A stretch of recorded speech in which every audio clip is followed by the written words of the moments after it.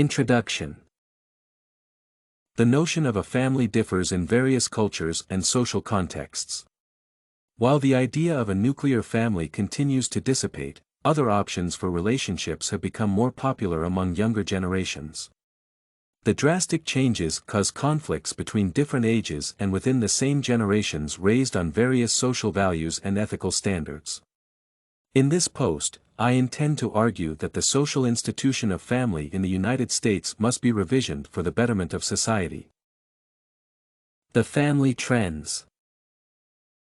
The textbook provides an overview of differing takes on a family and marriage from various perspectives. There are groups of people who are being suppressed or underrepresented, despite being a family in their understanding of this word. While love is the primary reason for a strong connection, people may want to become a family for different reasons that must be recognized. The current take on familial bonds remains rooted in a nuclear family structure that is rapidly losing its popularity. However, sex-based relationships no longer serve as a primary reason behind creating a family. The change will require an increase in representations of non-traditional family structures in media, as well as their visibility in public for further normalization. To ensure that progress is made through this intervention, a survey on people's views on familial bonds can be taken among the general population.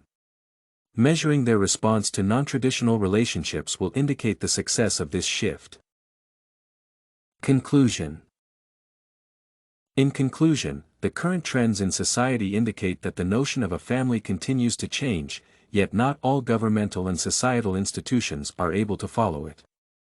A marriage must become a representation of a deep social connection rather than a pinnacle of a traditional relationship. It is essential for society to recognize the change in people's views on relationships, marriage, and family. Adapting to the new reality might require increased visibility of unconventional family structures, yet the outcomes will benefit the currently underrepresented communities. This and many other essays are available at studycorgi.com.